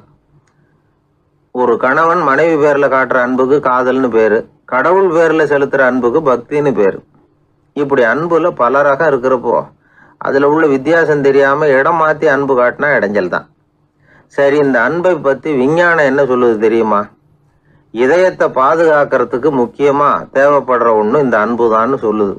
நெதர்லாந்து விஞ்ஞானிகள் இதை ஆராய்ச்சி பண்ணியே கண்டுபிடிச்சிருக்கிறாங்க. கொஞ்சம் முயல் குட்டிகளை 2 பிரிவா பிரிச்சாங்க. 2 குரூப்புக்கும் கொழுப்பு அதிகமா உள்ள ஆகாரத்தையே கொடுத்துக்கிட்டு வந்தாங்க. ஆனா ஒரு குரூப்புக்கு வெறுமன ஆகாரத்தை கொடுத்ததோட சரி, இன்னொரு குரூப் முயல்களுக்கு ஆகாரம் கொடுத்ததோட நிறுத்திக்கல. அதுக்கு முன்னாடி கூண்டுகளை திறந்து விட்டு முயல்களை கொஞ்ச நேரம் எடுத்து கொஞ்சி விட்டு அதுக்கப்புறமா ஆகாரம் கொடுத்தாராம் ஆராய்ச்சியாளர். இந்த குரூப்புக்கு இதய பாதிப்பு 60% குறைச்சலா இருந்துதான். சில நோயாளிகளுக்கு ஹார்ட் அட்டாக் வந்தாலும் அதை தாங்கிக்கிட்டு குணமாகிற சக்தி அதிகமா இருக்குது. இது எப்படின்னு ஆராய்ச்சி பண்ணி பார்த்துருக்குறாங்க. அவங்கெல்லாம் மனைவி தன் பேர்ல ரொம்ப அன்பா இருக்கிறதாக நினைக்கிறவங்களா இருக்கிறாங்களாம். இதய நோயாளிகள் பல பேரை சந்திச்சு இதய நோய் ஏற்பட என்ன காரணம்னு கேட்டிருக்கிறாங்க. அவங்க சொன்ன காரணம்லாம் சாப்பாடு சம்பந்தமா இல்லையா, மனைவி அன்பா இல்லை, இப்படிப்பட்ட காரணத்தை தான் சொல்றாங்களாம். அதனால இதயத்தை பாதுகாக்கணும்னு நினைக்கிறவங்க அடுத்தவங்க அன்பா இருக்கிறது மாதிரி பார்த்துக்குங்க, அதுதான் முக்கியம். ஒருத்தர் முகம் பூரா பிளாஸ்டரி போட்டுக்கிட்டு வந்தார், ரொம்ப கோபமா. என்னங்க ஆச்சுன்னு விசாரிச்சேன். எல்லாம் உங்களால தான் சார்னார். விவரமா சொல்லுங்களேன். என்ன? உங்க தகவலை கேட்டுட்டு ஒரு பூனைக்குட்டியை கையில எடுத்தேன், அன்பா அதை தடவி கொடுக்கறதுக்காக. ஆனா அது முந்திக்கிட்டது, அது என் முகத்தை தடவி கொடுத்துட்டுது, முகம் பூரா நகை கீறல், அதுதான் இப்படி அப்படின்னார். அன்புல அறிவு சேராததுனால வந்த கோளாறு இது. ஒரு கோவில்ல ஆன்மீக சொற்பொழிவு நடந்துகிட்டு இருக்குது. ஒரு பெரியவர் பேசிக்கிட்டு இருக்கார். கடவுளை பத்தியும் சொர்க்கத்தை பத்தியும் மனுஷனை பத்தியும் அவர் விவரமா பேசுறார். எல்லாரும் உட்காந்து கேட்கறாங்க. அந்த கூட்டத்துல ஒரு தத்துவ ஞானியும் உட்கார்ந்துருக்கிறார். அவரு அவருடைய நண்பர். பேசி முடிச்சதும் அந்த பெரியவர் மேடையை விட்டு இறங்கினார். நேரா அந்த தத்துவ ஞானிகிட்ட வந்தார். எப்படி இருந்தது என்னுடைய பேச்சு அப்படின்னு கேட்டார். நீங்க பேசினது ஒண்ணுக்கு ஒண்ணு முரண்பாடா தெரிஞ்சது அப்படின்னாரா இவரு. நான் என்ன அப்படி தப்பா பேசிவிட்டேன் அப்படின்னாரா அவரு. கடவுளை நம்புகிறவன் சொர்க்கத்துக்கு போவான்னு சொன்னீங்க, அப்புறம் நல்ல விதமா வாழறவன் சொர்க்கத்துக்கு போவான்னு சொன்னீங்க அப்படின்னாராம். இதுல என்ன முரண்பாடுன்னு கேட்டிருக்காரு அவர். இதுலதான் முரண்பாடு தெரியுது எனக்கு. அதாவது இங்க ஒருத்தன் எல்லா தப்பும் பண்ணிட்டு இருக்கிறான், அவன் கடவுளை நம்பினான்னா அவன் சொர்க்கத்துக்கு போவானா? இது என்னுடைய முதல் கேள்வி. இல்லைன்னா ஒருத்தன் எந்த தப்பும் பண்ணல, ரொம்ப ஒழுங்கா வாழ்ந்துகிட்டு இருக்கிறான், ஆனா அவன் கடவுளை நம்பல, அவன் என்ன நரகத்துக்கு தான் போவானா? கடவுள் நம்பிக்கை உள்ள ஒரு திருடன் என்ன ஆவான், எங்க போவான்? கடவுள் நம்பிக்கையே இல்லாத ஒரு நல்லவன் என்ன ஆவான், எங்க போவான்? ஒருத்தன் இங்க கடவுள் நம்பிக்கையோட வாழறது முக்கியமா அல்லது நல்லவனா வாழறது முக்கியமா? இதுதான் இவர் கேட்ட கேள்வி. இதை கேட்டதும் அந்த பெரியவர் குழம்பி போட்டார். அவர் சொன்னது நியாயம் தானே. கடவுளை நம்புறவன் தான் சொர்க்கத்துக்கு போவான்னா பேசாம கடவுளை நம்பிக்கிட்டு இந்த உலகத்துல எல்லா தப்பும் பண்ணிக்கிட்டு இருக்கலாமே. பேச்சாளர் குழப்பத்தோட வீட்டுக்கு போனார். படுத்து தூங்கினாரு. ஒரு கனவு வந்தது. கனவுல அவர் ஒரு ரயில்ல வேகமா போயிட்டு இருக்கிறார். எதிரில் உட்காந்துருக்கிறவரை பார்த்து நாம இப்ப எங்க போறோம்னு கேட்டார். சொர்க்கத்துக்கு போயிட்டு இருக்கிறோம் அப்படின்னாங்களாம். ரயில் போய் நின்னுது. இவர் இறங்கினார். இங்க கௌதம புத்தர் இருப்பார், சாக்ரட்டிஸ் இருப்பார், அவங்கள பார்க்கறதுக்கு ஒரு நல்ல வாய்ப்பு அப்படின்னு நினைச்சுக்கிட்டே அங்கேயும் இங்கேயும் பார்த்தார். அங்க யாருமே இல்லை. ஒரே பாலைவனம் மாதிரி இருக்குது. பச்சை இல்லை, பசுமை இல்லை, பூக்கள் இல்லை, மரம்லாம் மொட்டையா நிற்குது. எலும்பும் தோலுமா சில முனிவர்கள் அங்கேயும் எங்கேயுமா உட்காந்துருக்குறாங்க. இவர் அவங்க கிட்ட போய் இந்த புத்தர், சாக்ரட்டிஸ் இவங்கெல்லாம் எங்க இருக்கிறாங்கன்னு கேட்டாராம். அப்படி யாரும் இங்க இல்லையே, அவங்கெல்லாம் யாரு அப்படின்னு திருப்பி கேட்டிருக்கிறாங்க. இவருக்கு அதிர்ச்சியா போச்சு. அப்படின்னா அவங்க எங்க போயிருப்பாங்க? உடனே ரயில் நிலையத்துக்கு ஓடி வந்தார். அப்பதான் நரகத்துக்கு ஒரு ரயில் புறப்பட்டுக்கிட்டு இருந்தது அங்க இருந்து. அதுல ஏறி உட்கார்ந்தார். ரயில் வேகமா போச்சு. நரகம் நெருங்க நெருங்க காற்று குளிர்ச்சியா வீச ஆரம்பிச்சுதான். வெளியில பசுமையா இருந்துதான். அழகான மலர்கள், அழகான நீர்நிலைகள், நந்தவனங்கள், ரொம்ப அருமையா இருக்குது. ரொம்ப அங்க இருந்தவங்க எல்லாம் ரொம்ப மகிழ்ச்சியா உல்லாசமா வேற இருந்திருக்கிறாங்க. எங்க பார்த்தாலும் ஆடல் பாடல் உற்சாகம். இவர் ரயிலை விட்டு இறங்கினார். அவருக்கு சந்தேகம், இதுவா நரகம் அப்படின்னு விசாரிச்சிருக்கார். ஆமா, இதுதான் நரகம்னாங்களாம். எனக்கு ஒரு சந்தேகம் இருக்காரு. என்னன்னு கேட்டிருக்காங்க. கௌதம புத்தரும் சாக்ரட்டிஸும் லாவோஸும் இவங்க மாதிரி இன்னும் பல பேரும் கடவுள் நம்பிக்கை இல்லாதவங்க, அவங்க எல்லாம் இங்க இருக்கிறாங்களா? அப்படிங்கிறது தான் என்னுடைய சந்தேகம் அப்படின்னாராம். இப்போ அவங்க சொல்லியிருக்கிறாங்க, இப்போ நீங்கள் பார்க்குறீங்களே பசுமையும் பச்சை பயிர்களும் ஆடல் பாடல்களும் அழகிய மலர்களும், இது எல்லாமே கௌதம புத்தரும் சாக்ரட்டிஸும் அது மாதிரி மகான்களும் இங்கே வர ஆரம்பித்த பிறகு தான் உண்டாக ஆரம்பிச்சது. இந்த பிரதேசத்தை அவங்க அப்படியே மாற்றிவிட்டாங்க. இப்போலாம் இங்கே இருக்கிறவங்க யாரும் சொர்க்கத்துக்கு போகிறதுக்கே ஆசைப்படுறதில்ல அப்படின்னாங்களாம். இந்த அதிர்ச்சியிலேயே அந்த பெரியவர் கனவு கலைஞ்சி முடிச்சுக்கிட்டார். இதில் இருக்கிற கருத்து என்னன்னா, நல்லவர்கள் எங்கே இருக்கிறாங்களோ அந்த இடத்துக்கு பேர் தான் சொர்க்கம். சொர்க்கம் நரகம்ங்கிறதெல்லாம் ஆன்மீக பண்புகள், அவ்வளவுதான். ஒரு ஊரில் 2 இணைபிரியாத நண்பர்கள். ஒருத்தன் கேட்டான், இப்போ கடவுள் நம்ம முன்னாடி உங்கள் 2 பேரில் யாராவது ஒருத்தர் மட்டும் என்னோட சொர்க்கத்துக்கு வரலாம் அப்படின்னு கூப்பிட்டா நீ என்ன சொல்லுவேன்னு கேட்டானா. இவன் ரொம்ப பெருந்தன்மையாக உன்னையே அழைச்சிட்டு போக சொல்லிடுவேன் அப்படின்ட்டுருக்கான். அப்படின்னா உனக்கு சொர்க்கம் வேணாமான்னு கேட்டிருக்கான் அவன். நீ என்னை விட்டுட்டு போனாவே அப்புறம் இந்த பூலோகமே எனக்கு சொர்க்கம் தாண்டா அப்படின்னு நானா இவன். வாயில் கொழுப்பு இருந்தாலும் பரவாயில்ல சார், எப்படியாவது ஒரு வழியாக சமாளிச்சுக்கலாம். ஆனால் வயத்தில் மட்டும் கொழுப்பு இருக்கக்கூடாது சார். அப்படி இருந்தால் அதான் அலட்சியமாகவும் விட்டுறக்கூடாது சார் அப்படின்னு ஒருத்தர் சொல்லிட்டு வந்தார். அதுக்கப்புறம் தான் அவர்கிட்ட பேசி பல விவரங்களை தெரிஞ்சுக்க முடிஞ்சுது. சில பேர் சொல்லுவாங்க, எனக்கு தொந்தி கிடையாது சார், வேணும்னா என் வயத்தை அழுத்தி பாருங்க, கல் மாதிரி இருக்கும்பாங்க. வயிறு கல் மாதிரி இருந்தால் உள்ள கொழுப்பு இல்லைன்னு நினச்சிடக்கூடாது. வயிற்று தசைக்கு அடியில் உள்ள கொழுப்பு சில வாத்தியங்களில் இருக்குமே நரம்பு, அது மாதிரி டைட்டாக இழுத்துக்கிட்டு இருக்குன்னு அர்த்தம். அதனால் தொட்டு பார்த்தா கல் மாதிரி தான் இருக்கும், இருந்தாலும் தொந்தி தான். வயிற்றில் கொழுப்பு அதிகமாக இருக்கிறது சங்கடம்தான். அதனால் கொலஸ்ட்ரால் அளவு அதிகமாகும். இதய நோய்கள், நீரிழிவு, ஹைப்பர் டென்ஷன், ஸ்ட்ரோக்கு இது மாதிரி ரிஸ்கெல்லாம் அதிகமாகும். ஒருத்தர் ஒல்லியாக இருக்கலாம், உடம்பு இடம் அதிகப்படியாக இல்லாமல் இருக்கலாம். அப்படி இருந்தால் கூட அவர் உடம்புல மற்ற பகுதியை விட வயத்தில் கொழுப்பு அதிகமாக இருக்கும். நாம தான் ஒல்லியாக இருக்கிறோமே, நமக்கு ஒன்றும் இல்லை அப்படின்னு நினச்சிடக்கூடாது. சரி, நம்ம வயிறு இருக்க வேண்டிய அளவை விட அதிகமாக இருக்குதா இல்லையா, அதை எப்படி கண்டுபிடிக்கிறது? அதுக்கு சில வழி இருக்குது. முதல்ல நீங்கள் நேராக ஸ்ட்ரெயிட்டாக நிமிர்ந்து நில்லுங்க. உங்கள் பார்வையை மட்டும் கீழே தாழ்த்தி கால் விரலை கவனிங்க. விரல் உங்களுக்கு தெரியுதா அப்படின்னா உங்கள் வயர் நார்மலாக இருக்குன்னு அர்த்தம். கால் விரல் உங்கள் கண்ணுக்கு தெரியலையா அப்படின்னா உங்களுக்கு வயிறு பெருசு தான். இன்னொரு வழி இருக்குது. அது என்ன தெரியுமா? ஒரு தரையில் நீட்டாக படுத்துடணும். 1 மீட்டர் நீளம் உள்ள அளவுகோல் ஒன்று எடுத்துக்கோங்க. கழுத்து எலும்பில் ஒரு பக்கத்தையும் இடுப்பில் ஒரு பக்கத்தையும் வைங்க. பக்கவாட்டில் வைங்க, அதாவது படுக்க வாட்டில். அது நடுப்பகுதி வயத்தில் முட்டி தராசு மாதிரி ஆடுதா அப்படின்னா உங்கள் வயர் உங்களுக்கு ப்ராப்ளம் தான். அதனால் அதை கண்டுபிடிக்கிறதுக்கு அப்படி ஒரு அளவுகோல் வச்சிருக்கிறாங்க. மருத்துவ அறிவியல் ரீதியாக உங்களுக்கு தொந்தி இருக்குதா இல்லையான்னு கண்டுபிடிக்கிறதுக்கு ஒரு வழி இருக்குது. உங்கள் இடுப்பில் வெயிஸ்ட் அப்படின்னு சொல்கிறோம்ல, இடுப்பில் ஒரு அளவு எடுக்கணும், சுற்றளவு. இடுப்புக்கு கீழே ஹிப்புன்னு சொல்கிறோம்ல, அங்கே ஒரு அளவு எடுக்கணும், அதிகபட்ச சுற்றளவு எடுக்கணும். அந்த அளவை இந்த அளவால் வகுக்கணும். அதாவது உங்கள் வெயிஸ்ட் மெஷர்மெண்ட் இருக்குல்ல, அதை ஹிப்பு மெஷர்மெண்ட்டால் வகுக்கணும். இந்த விகிதம், அதாவது வெயிஸ்ட் ஹிப் ரேஷியோ, ஆண்களுக்கு 0.95க்கு மேலே போகக்கூடாது, பெண்களுக்கு 0.85க்கு மேலே போகக்கூடாது. அப்படி போயிட்டுதுன்னா வயிறு பெருத்துருக்குதுன்னு அர்த்தம். இது டாக்டர்கள் கண்டுபிடிக்கிற ஒரு விதம். சரி, இந்த தொந்தியை குறைக்கிறதுக்கு என்ன பண்ணலாம்? பட்டினி கிடக்கலாமா அப்படின்னா அது தேவையில்லை. ஆனால் கலோரி அளவை குறைக்கணும். அது எப்படி? கொழுப்பு ஆகாரத்தை குறைக்கணும். இப்போ கார்போஹைட்ரேட்டு, புரோட்டீன்லாம் இருக்குது இல்லை, அதெல்லாம் ஒரு கிராமுக்கு சுமாராக 4 கலோரி கொடுக்கும். ஆனால் கொழுப்பு ஒரு கிராமுக்கு 9 கலோரி கொடுக்கும். அதனால் ஒரே அளவுள்ள ஆகாரங்களில் கூட கலோரி வித்தியாசம் இருக்குது. கலோரி அளவு குறைச்சலாக கொடுக்கக்கூடிய ஆகாரம் சாப்பிடணும். இப்போ தொந்தியை குறைக்கிறதுக்கு கடுமையான உடற்பயிற்சி தேவையா அப்படின்னு கேட்டால் அதுவும் தேவையில்லையா. ஆகாரத்தில் கொழுப்பை குறைச்சாவே போதும், மற்ற ஆகாரம் செரிக்கிறதுக்கு லேசான உடற்பயிற்சியே போதும். வயத்தை குறைக்கிறேன்னு சொல்லி சில பேர் உட்காந்து எழுந்திருப்பாங்க, அதுவும் தேவையில்லையா. அப்படிலாம் பண்ணி உங்களை கஷ்டப்படுத்திக்க வேண்டியதில்லை.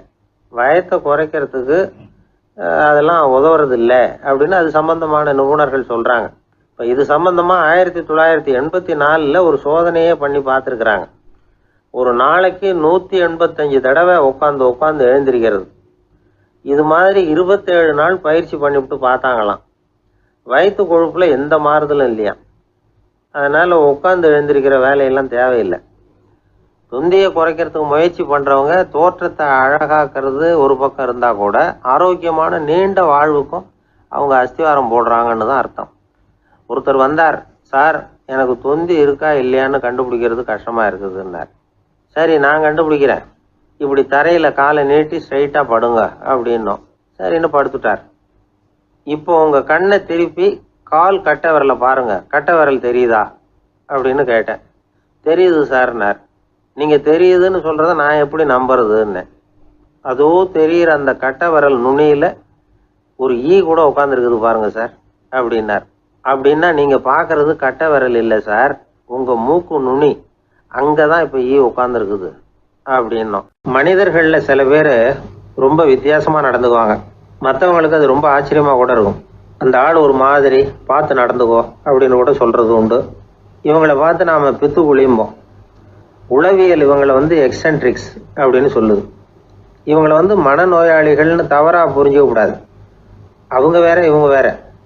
எக்ஸென்ட்ரிக்ஸ் பற்றின சில விவரங்கள் ஒரு புத்தகத்தில் இருக்குது. அதாவது ஸ்காட்லாந்தில் ஒரு உளவியல் மருத்துவர் அதை எழுதியிருக்கிறார். அவர் பேர் டாக்டர் டேவிட் வீக்ஸ். அவருக்கு ஒரு உதவியாளர் இருந்தாராம், அவர் பேர் கேட் வுட். இவங்க 2 பேரும் சேர்ந்து இங்கிலாந்து பூரா சுற்றி பார்த்துருக்காங்க. 3 வருஷம் சுற்றினாங்களாம். நான் சொன்னது மாதிரி ஒரு மாதிரியாக இருக்கிற ஆசாமிகள் பல பேரை சந்தித்து பேசி அவங்கள பற்றி ஆய்வுலாம் நடத்தியிருக்கிறாங்க. அப்படி நடத்தி அதை ஒரு புத்தகமாக எழுதியிருக்கிறாங்க. நிறைய பேசி பார்த்துட்டு அவங்க சொல்லியிருக்கிறத கேட்டால் ரொம்ப ஆச்சரியமாக இருக்குது.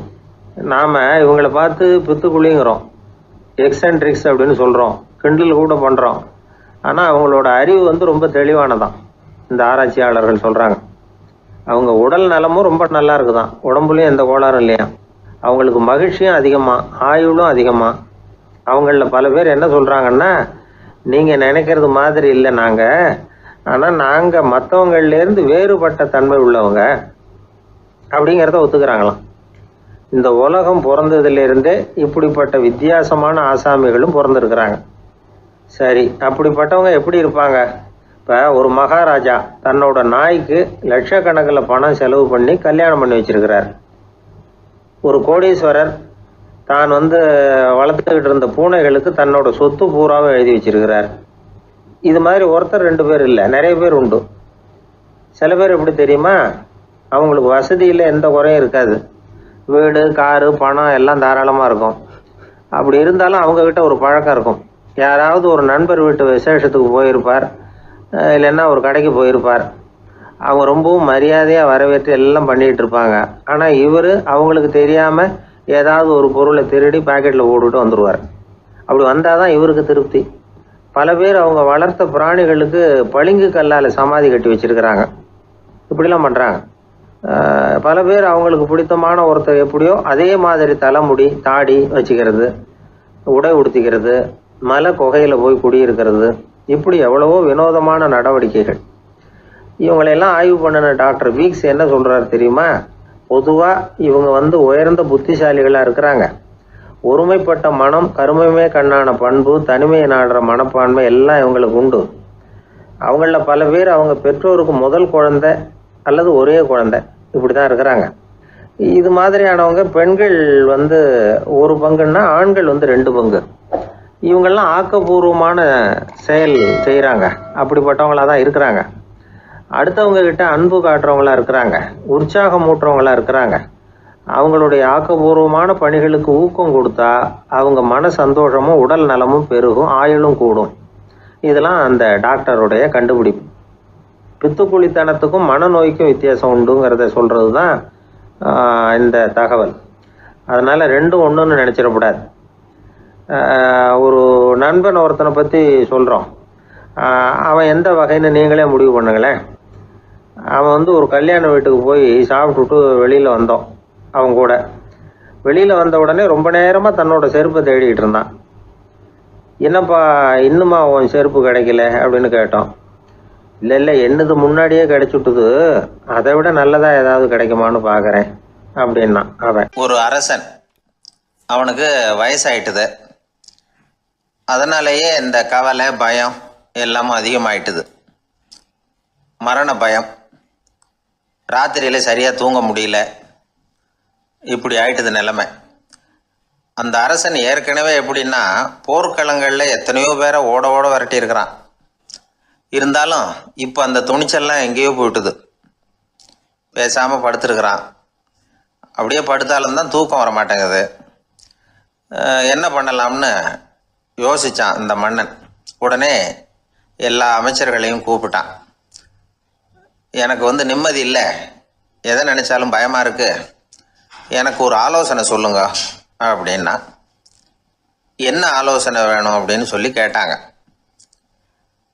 எனக்கு ஒரு நெருக்கடியான சந்தர்ப்பம் ஏற்பட்டு போச்சுன்னு வச்சுக்கோங்க.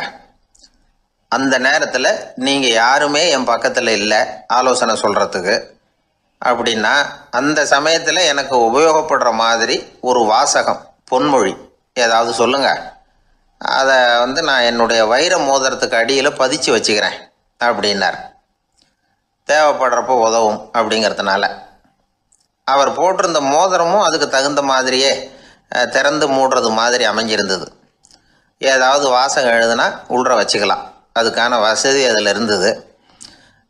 அமைச்சர்கள்லாம் யோசனை பண்ணாங்க. இது மாதிரி ராஜா கேட்குறாரே, என்ன வாசகம், அதாவது பொன்மொழி சொல்லலாம் அப்படின்னு எல்லாரும் யோசனை பண்ணாங்க. ஒருத்தருக்குமே சரியாக தோணலை, ஒரே குழப்பமாக இருந்தது. ஏன்னா நெருக்கடியான சமயத்தில் உபயோகப்படுறது மாதிரி ஒரு பொன்மொழி வேணும்னு சொல்லியிருக்கிறார். அப்படி இப்படி யோசித்து பார்த்தா ஒன்றுமே தோணலை. எல்லாரும் குழம்பிக்கிட்டு இருந்த நேரத்தில் ஒரு பெரியவர் அந்த பக்கமாக வந்தார். அவர் சொன்னார், நான் வேணும்னா அதுக்கு பொருத்தமாக ஒரு வாக்கியம் சொல்கிறேன், ஆனால் ஒரு நிபந்தனை. அதை யாரும் ரொம்ப ஆர்வம் காரணமாக அவசரப்பட்டு படிச்சிடக்கூடாது. அதை ரகசியமாக அந்த மோதிரத்துக்குள்ளே எழுதி வச்சுக்கணும். எப்போவாவது இக்கட்டில் மாட்டிக்கிற சமயத்தில் மட்டும் வேறு வழியே இல்லை அப்படிங்கிற நிலைமையில் மட்டும்தான் அதை திறந்து பார்க்கணும். அப்படி நீங்கள் இருக்கிறதா இருந்தால் நான் அதை சொல்கிறேன் அப்படின்னார் அந்த பெரியவர். சரின்னு ஒத்துக்கிட்டாங்க எல்லாரும். அதே மாதிரி அவர் ஒரு வாக்கியத்தை சொன்னார். அவர் சொன்ன வாக்கியத்தை ரகசியமாக மோதிரத்துக்குள்ளே பதிச்சு மூடியாச்சு. ராஜா அதை விரலில் மாட்டிக்கிட்டார். கொஞ்ச நாள் ஆச்சு. அந்த ராஜாவுக்கு ஒரு சோதனை வந்தது. என்ன சோதனைன்னா, அடுத்த நாட்டு மன்னன் படையெடுத்துக்கிட்டு வந்துட்டான். அவன் இவர்கிட்ட ஏற்கனவே தோற்று போனவன், ஒரு வெறியில் வந்திருக்கிறான். தோற்று போனவன் மறுபடியும் சண்டைக்கு வந்தால் எப்படி வருவானோ அப்படி வர்றான். ஒரு வெறியில் வந்தால் ஜெயிச்சுட்டான். என்னாச்சு, இவரோட நிலைமைன்னா நாட்டை இழந்துட்டார், எல்லாத்தையும் இழந்துட்டார். கடைசியாக ஒரு அடிபட்ட குதிரையில் ஏறி தப்பிச்சு போயிட்டார், வேறு வழி இல்லைன்னு. பின்னாடி துரத்திக்கிட்டு வராங்க. இவர் ஒரு மலை உச்சிக்கு போயிட்டார். அதுக்கும் அப்பால் போக முடியாது, ஏன்னா அந்த பக்கம் பயங்கர பள்ளம். உல்லாச பயணிகள் கண்டு கழிக்கிற இடம் அது. ஆனால் இவருக்கு அது சாவு பயணத்தின் வாசல், திரும்பவும் முடியாது. அவ்வளவு குறுகிய பாதை அது, வேறு வழியே இல்லை.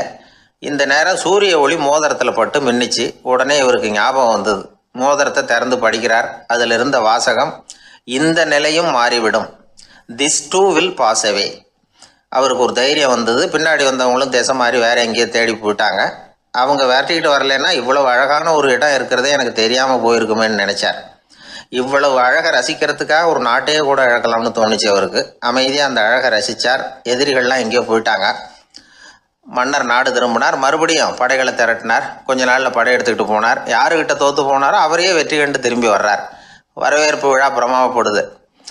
ஆடல் பாடல் கோலாகலம். இதை பார்த்தது அந்த ராஜாவுக்கு தலைகால புரியல. நம்மளை இனிமேல் யாராலையும் ஜெயிக்க முடியாதுன்னு நினச்சார். அகம்பாவம் லேசாக எட்டி பார்த்தது. இப்போ மறுபடியும் சூரிய ஒளிப்பட்டு மோதிரம் மின்னிச்சு. அதை திறந்து மறுபடியும் படிக்கிறார். இந்த நிலைமையும் மாறிவிடும், this too will pass away. அவ்வளவுதான். அவர் மனசு அடங்க ஆரம்பிச்சுட்டுது, ஆணவம் போயிட்டுது.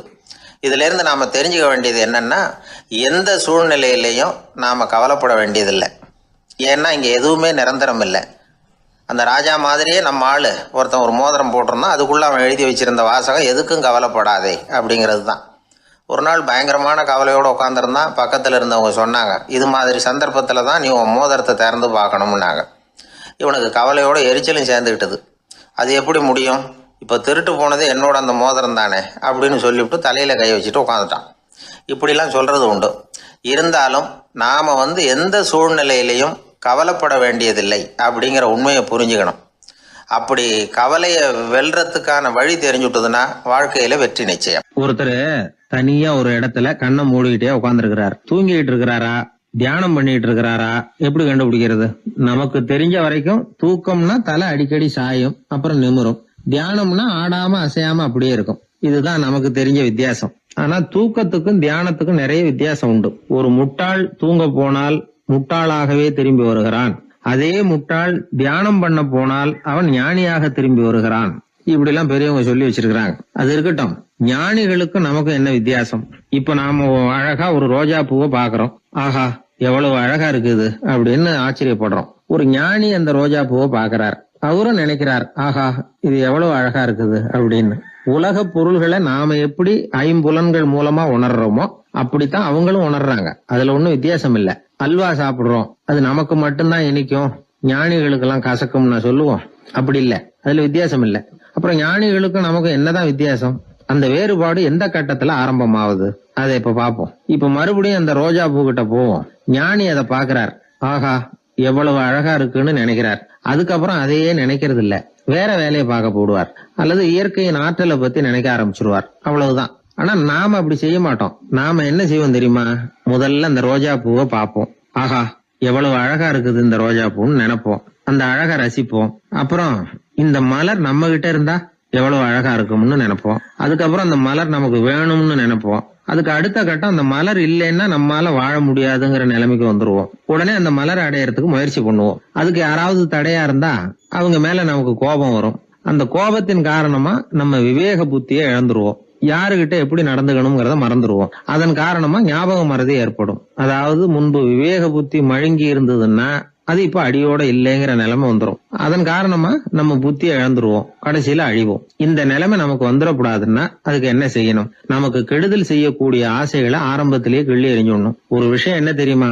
எந்த ஆசைக்குமே முதல்ல வலு கிடையாது. அதை பத்தி நாம நினைக்க நினைக்கதான் அதுக்கு வலு உண்டாகுது. இளம் தளிரா இருந்தது இப்ப பெரிய மரமாயிடுது.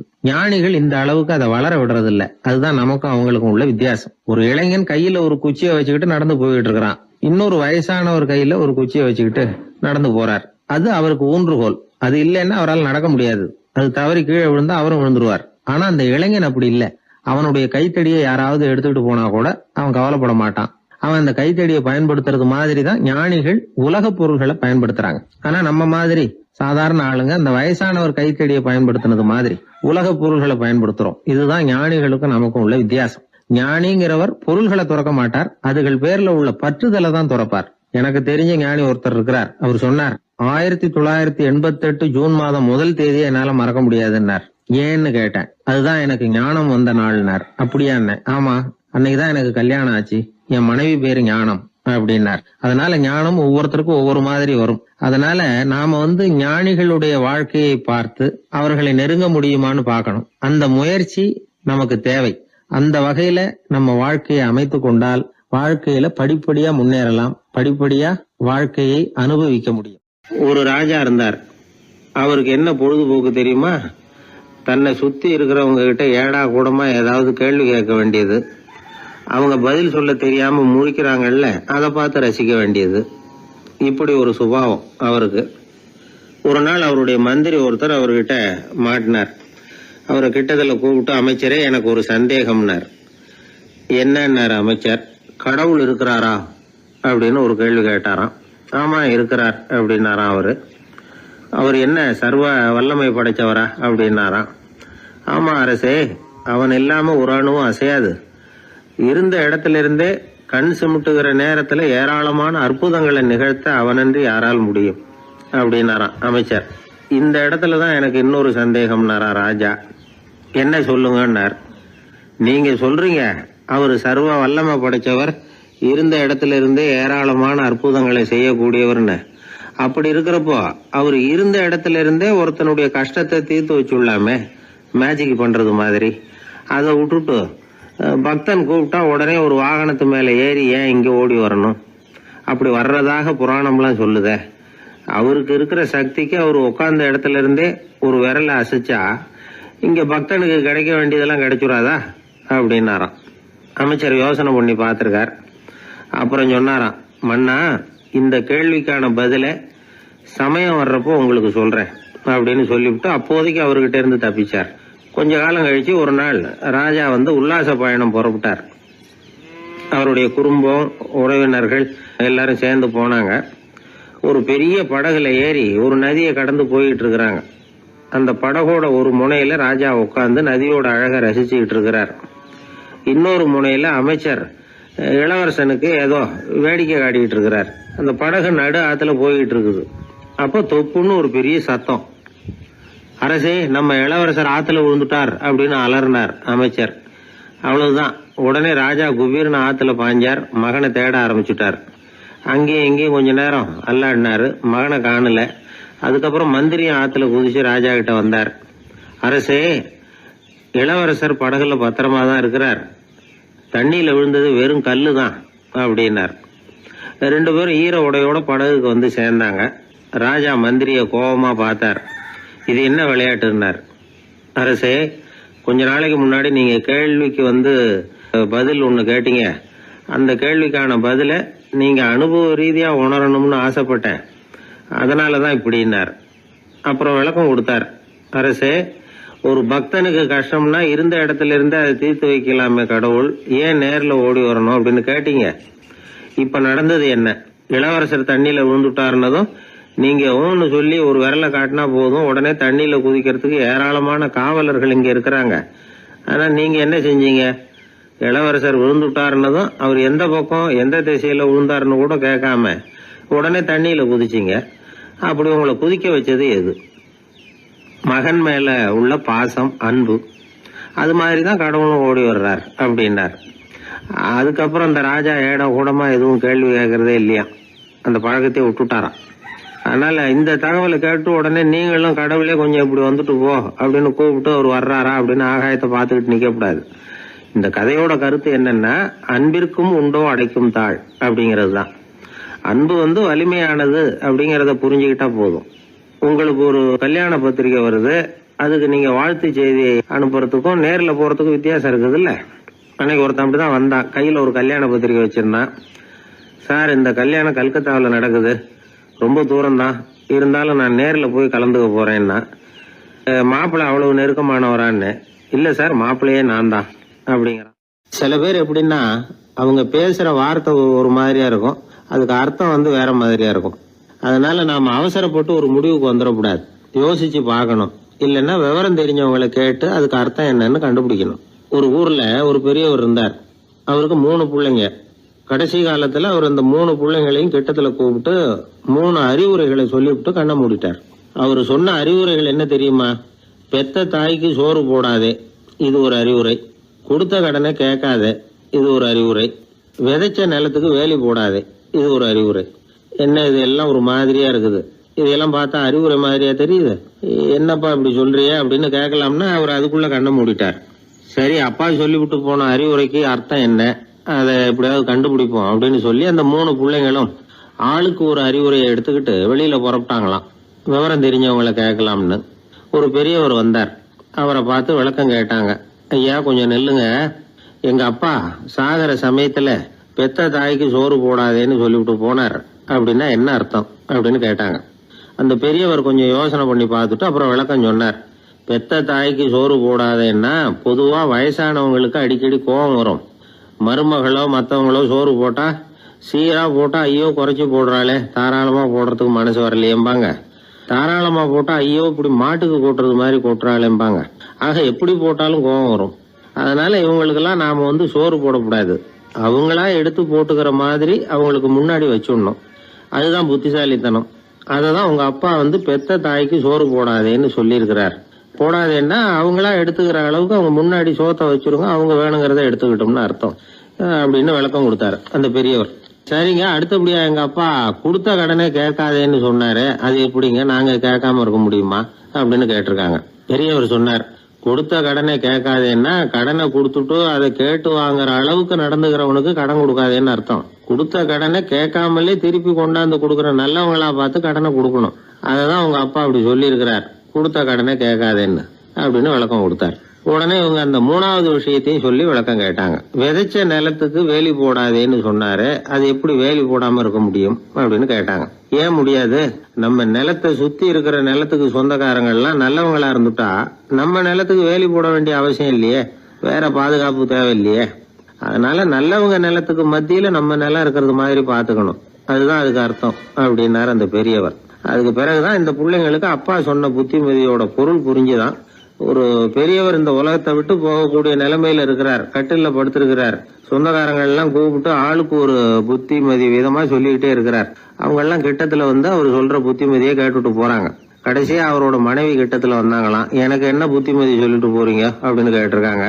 உனக்கு எதுவும் புத்திமதி சொல்ல வேணாம்னு நினைக்கிறேன்னாராம் அவரு. ஏன்னு கேட்டாங்களாம் இவங்க.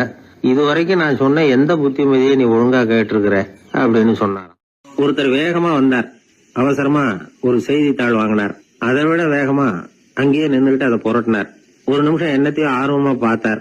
அதுக்கப்புறம் நிதானமா பேப்பரை மடிச்சு வச்சுக்கிட்டு அவசரம் இல்லாம நடந்து போனார். அவர்கிட்ட மெதுவா போய், அப்படி என்னத்த சார் அவ்வளவு ஆர்வமா பாத்தீங்க அப்படின்னு கேட்டோம். கடையில பேப்பர் வாங்கின உடனே முதல் காரியமா அதை பாத்துருவேன் சார் அப்படின்னார். ஏதேன்னு கேட்டோம். அதுதான் சார் ராசி பலன், அதை பார்த்தாதான் எனக்கு எல்லாமே சரியா ஓடும் அப்படின்னார். அது சரி சார், ராசி பலன்ல என்ன போட்டிருக்கு அப்படிங்கறத பாக்குறீங்க, சரி அதுல போட்டிருக்கிறது பிரகாரம் அன்னைக்கு சரியா நடக்குதா அப்படின்னு கேட்டோம். நடக்குதா இல்லையானெல்லாம் சரி பார்த்துட்டு இருக்க மாட்டேன் சார், காலையில அதை பார்க்கணும், அதுல ஒரு ஆவல், அவ்வளவுதான். கிட்டத்தட்ட எல்லாருமே இதே மாதிரி ஒரு ஆர்வத்துலதான் அதை பார்த்துட்டு இருக்கிறாங்க. ராசி பலன் பாக்குற பழக்கம் தமிழர்கள் கிட்ட ரொம்ப அதிகமா இருக்குதுங்கிறார் ஒரு பேராசிரியர். அவர் எழுதியிருந்த ஒரு ஆய்வு கட்டுரை ஒண்ணு சமீபத்துல படிச்சோம். ராசி பலன் போடாம வர்ற நாளிதழ்கள் இங்க வந்து ரொம்ப குறைச்சல், அது போட்டாதான் அதிகமா விற்பனை ஆகுது. அதனால அதுல நம்பிக்கை இல்லாதவங்க கூட அதை போட்டுக்கிட்டு இருக்கிறாங்க. ரொம்ப வேடிக்கை சார், மெட்ராஸ்ல பேப்பர் வாங்கி தன்னோட ராசி பலன் பார்த்துட்டு பெங்களூர்ல ஓடுற குதிரை மேல பணம் கட்டுறவங்களும் உண்டு. ராசி பலன் பார்த்துட்டு லாட்டரி சீட் வாங்குறவங்களும் உண்டு. இந்தியாவில் அச்சாகிற மொத்த லாட்டரி சீட்ல 70% தமிழ்நாட்டுல தான் விற்பனை ஆகுதான். இது முன்னாடி இங்க அனுமதி இருந்த காலத்துல உள்ள கணக்கு.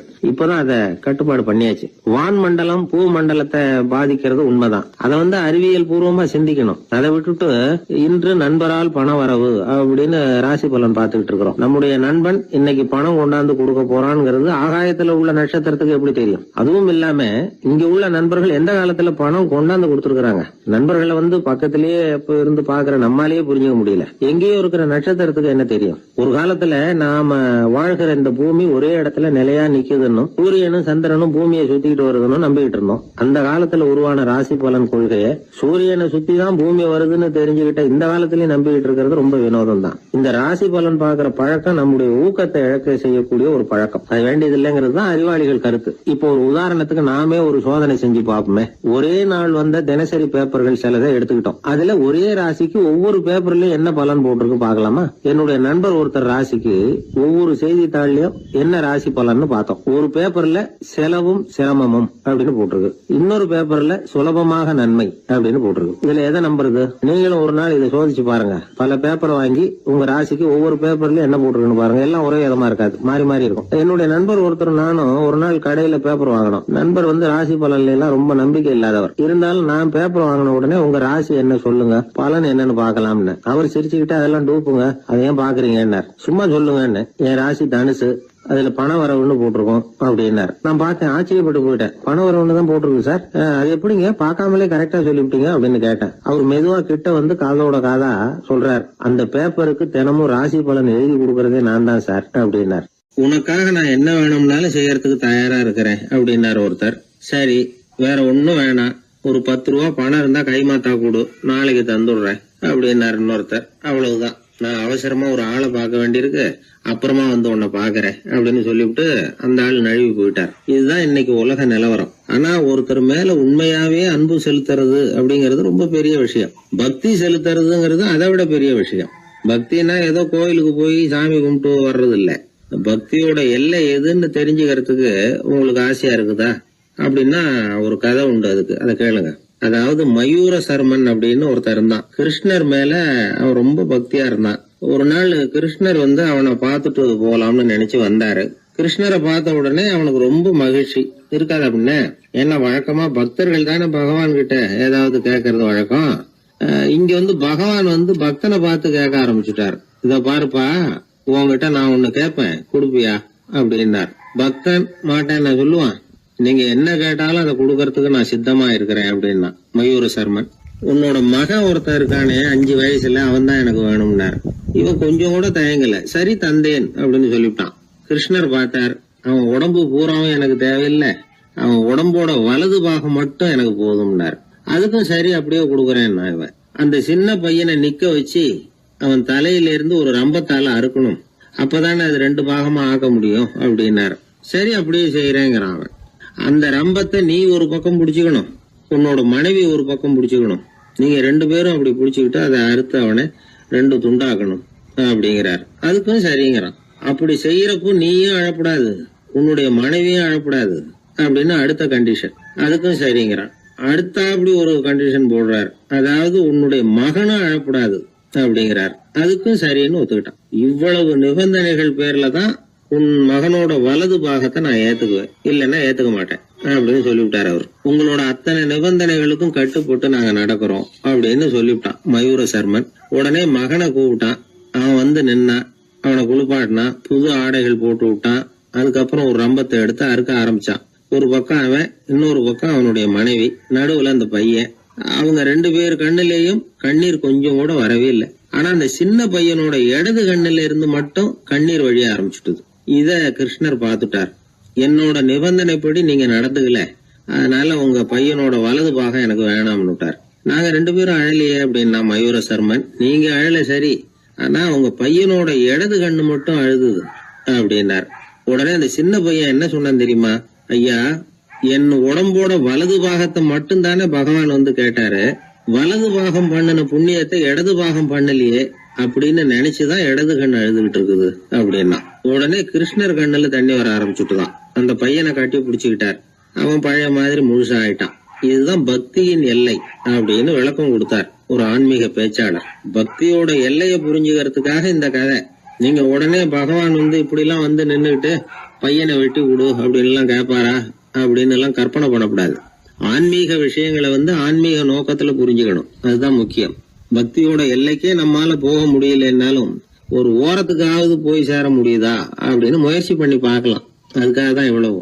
இப்போ நம்ம ஆளுங்களோட பக்தி எந்த அளவுக்கு இருக்குங்கிறத புரிஞ்சுக்கிறதுக்கு வேணும்னா ஒரு உதாரணம் சொல்லலாம். ஒருத்தர் கடவுள்கிட்ட வேண்டிக்கிட்டாராம், நான் செய்யற வியாபாரத்துல இன்னைக்கு 1000 ரூபாய் லாபம் கிடைச்சதுன்னா அதுல 500 ரூபாய உன் கோயிலுக்கு வந்து உண்டியல்ல போட்டு விடுறேன் அப்படின்னு வேண்டிக்கிட்டார். சொல்லிவிட்டு வியாபாரம் பண்ணார்.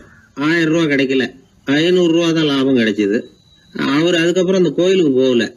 ஏங்க, கிடைச்ச 500ல பாதிய உண்டியல்ல போட்டு விடுறது தானே நியாயம் அப்படின்னு கேட்டாங்க.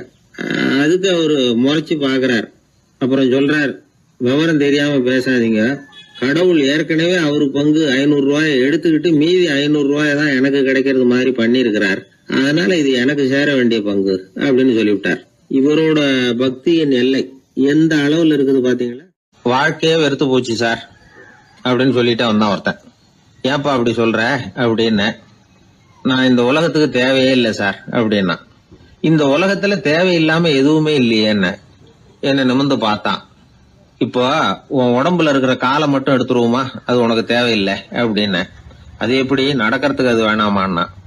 சரி அதை விட்டுரு, கையை மட்டும் எடுத்துருவோம் அப்படின்னு. அப்புறம் சாப்பிடுறது எப்படின்னா. சரி அப்படின்னா இப்போ உன் உடம்புல தேவையில்லாம அனாவசியமா இருக்கிற ஒரு பகுதியை சொல்லு, அதை மட்டும் எடுத்துருவோம்னு. அவன் யோசனை பண்ண ஆரம்பிச்சான். அப்புறம் மெதுவா சொன்னான், எல்லாமே அவசியமா தான் தோணுது அப்படின்னு சொல்லி அவன் சொன்னான். நீ சொன்னதுக்கு அப்புறம் யோசனை பண்ணி பார்த்தா எல்லாமே அவசியம்னு எனக்கு தோணுதுன்னா. உனக்கு எல்லாமும் அவசியம், ஆனா நீ இந்த உலகத்துக்கு அவசியம் இல்லை, அப்படித்தானே? இப்பதான் அவன் குழம்ப ஆரம்பிச்சான்.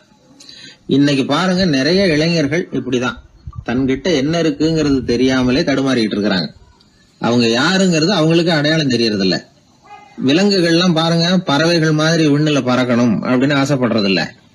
ஒரு பசுமாடு பருந்து பறக்கிறத பார்த்துட்டு நாமளும் அது மாதிரி பறக்கணும் அப்படின்னு 4 காலையும் தூக்குறது இல்ல. சரி, ஆனா ஒரு மனுஷன் என்ன நினைக்கிறான்னா, அவங்கிட்ட என்ன திறமை இருக்கு அப்படிங்கறது அவனுக்கு புரியாம நடந்துக்கிறான். சரி, ஒரு மனுஷங்கிட்ட என்ன திறமை இருக்குங்கிறத எப்படி கண்டுபிடிக்கிறது? இந்த உலகத்துல இருக்கிற ஒவ்வொரு மனிதனுக்கும் ஒரு தனித்தன்மை உண்டு. அதாவது ஒருத்த மாதிரி இன்னொருத்தன் இருக்கிறது இல்ல. ஆனாலும் உளவியல் நிபுணர்கள் மனிதர்களின் குணாதிசயங்களை வச்சு அவங்கள 3 வகையா பிரிக்கிறாங்க. சில பேர் எப்படின்னா, தான் சம்பந்தப்பட்ட வேலையோட இருந்து விடுறதில்ல. எதிர இருக்கிறவன் செய்யற வேலை, இன்னொரு பிரிவில் இருக்கிறவன் செய்யற வேலை எல்லாத்திலையும் தலையிடுவாங்க. மனோ தத்துவத்துல இதுக்கு டாமினன்ஸ்னு பேர். இப்படிப்பட்ட குணாதிசயம் உள்ளவங்க எதுக்கு பொருத்தம் தெரியுமா? ஒரு நிறுவனத்தை தலைமையேற்று நடத்துறது, நிர்வாக பொறுப்பு வகிக்கிறது, இது மாதிரி பணிகளுக்கெல்லாம் இவங்க ரொம்ப பொருத்தமா இருப்பாங்க. 2வது வகை மனிதர்கள் எப்படின்னா, இவங்க ரொம்ப இனிமையா பேசுவாங்க, திறமையா பேசுவாங்க, அடுத்தவங்களோட பேசுறதுக்கு ஆசைப்படுவாங்க. இப்படிப்பட்டவங்க எல்லாம் விற்பனை துறையில வேலை பார்க்கறதுக்கு ரொம்ப பொருத்தம். இதை தவிர 3வது வகை மனிதர்கள் உண்டு. அவங்க எப்படின்னா, இவங்களுக்கு பகுத்து உணரும் ஆற்றல் உண்டு, உறுதிப்பாடு உண்டு, அடுத்தவங்களோட அதிகம் பேச மாட்டாங்க. இன்னும் சொல்ல போனா 4 பேரோட பேசுறதே இவங்களுக்கு பிடிக்காது. செய்யற வேலையை நுணுக்கமா செய்வாங்க. எந்த பிரச்சனையா இருந்தாலும் சரி, அது சம்பந்தமா எல்லா விவரங்களையும் சேகரிப்பாங்க. இந்த வகை மனிதர்களுக்கு ஆராய்ச்சி வேலை, அக்கவுண்டன்ட் வேலை, இது மாதிரியான பொறுப்புகளை கொடுக்கலாம். ஒவ்வொரு மனிதனையுமே கொஞ்சம் கூர்ந்து கவனிச்சு பாருங்க. அவனுக்குள்ள இந்த 3 விதமான திறமைகளும் உண்டு. எது அதிகம், எது குறைவு அப்படிங்கறதுலதான் வித்தியாசம். நாம ஒவ்வொருத்தரும் கொஞ்சம் சுயமா சிந்திச்சு பார்க்கணும். நாம இந்த 3 வகையில எந்த வகை அப்படிங்கறத நாமளாதான் தேடி கண்டுபிடிக்கணும். இப்ப சொல்லப்பட்ட 3 குணங்களுமே ஆளுமை சம்பந்தப்பட்டது. இதுல ஒருத்தருடைய இயல்பு, திறமை இதெல்லாம் அடங்காது. இதெல்லாம் தனி. இதையெல்லாம் யார் நினைச்சாலும் முறையா பயிற்சிகள் மூலமா வளர்த்துக்கலாம். இப்ப திறமைய பயிற்சி மூலமா நம்ம வளர்த்துக்கலாம், இயல்பு இதையெல்லாம் வளர்த்துக்கலாம். முன்னாடி சொன்னது மாதிரி நாம எந்த வகையான ஆசாமிங்கிறத புரிஞ்சுக்கிட்டு அதுக்கு தகுந்த மாதிரி ஒரு வேலையை தேடிக்கிட்டோம்னா வாழ்க்கை நல்ல விதமா அமையும். அதுக்கப்புறம் நான் இந்த உலகத்துக்கு தேவையில்லை அப்படின்னு சொல்லிட்டு இருக்க வேண்டிய அவசியம் வராது. அதனால நம்முடைய குணம் என்ன, நாம எப்படிப்பட்டவர் அப்படிங்கறத அடிப்படையில தெரிஞ்சுக்கிட்டு அதுக்கு தகுந்த மாதிரி ஒரு தொழிலை வாழ்க்கையில தெரிஞ்சுக்கிறது, ஏற்றுக்கிறது நல்லது. இப்போ ஒரு அக்கவுண்டன்ட் வேலைக்கு இன்டர்வியூ நடந்தது. ஒருத்தர் வந்தார். அந்த நேர்காணல்ல அவர்கிட்ட ஒரு கேள்வி கேட்டாங்க. ஏன்னா அவர் வந்திருக்கிறது இந்த ரொம்ப கணக்கு சம்பந்தப்பட்ட வேலை, அக்கவுண்டன்ட் வேலை. அதனால இந்த நேர்காணல்ல அவர்கிட்ட கேட்டாங்க, 8, 3 இது ரெண்டையும் பெருக்குனா என்ன அப்படின்னு கேட்டாங்க. அவர் என்ன சொல்லிவிட்டார், 23ன்னு சொல்லிவிட்டார். 8 3 பெருக்குனா 24ன்னு சொல்லியிருக்கணும். ஏதோ அவசரத்துல 23ன்னு சொல்லிவிட்டார் பதில். சரி போன்னு சொல்லிவிட்டாங்க. அவர் வெளியில வந்துட்டார். வெளியில வந்ததும் யோசனை பண்ணார், அடடா 8 3 பெருக்க சொன்னாங்க, நம்ம 24ன்னு சொல்றதுக்கு பதிலா 23ன்னு சொல்லிவிட்டோம். இந்த சின்ன கணக்கு கூட நமக்கு தெரியல அப்படின்னு நினைச்சிருப்பாங்களே, நிச்சயமா நமக்கு இந்த வேலை கிடைக்காது அப்படின்னு முடிவு பண்ணிட்டு போயிட்டார். ஆனா பாருங்க, 10வது நாள் அவருக்கு அப்பாயின்மெண்ட் ஆர்டர் வந்துட்டுது. வேலையில உடனே சேர்ந்துங்க அப்படின்னு. சரி, ஏதோ தவறுதலா போட்டாங்க போல இருக்கு, நாம எதையும் வெளியில சொல்லிட்டு இருக்க வேணாம் அப்படின்னு சொல்லி இவரும் கம்முன்னு போய் வேலையில சேர்ந்துக்கிட்டார். ரொம்ப நாள் கழிச்சு வேலை நிரந்தரமானதும் மெதுவா மேனேஜர் கிட்ட போய் உண்மையை சொன்னார். சார், அன்னைக்கு நேர்காணல்ல இன்டர்வியூல 8 3 இத பெருக்குனா என்ன விடை அப்படின்னு கேள்வி கேட்டீங்க. நான் தவறுதலா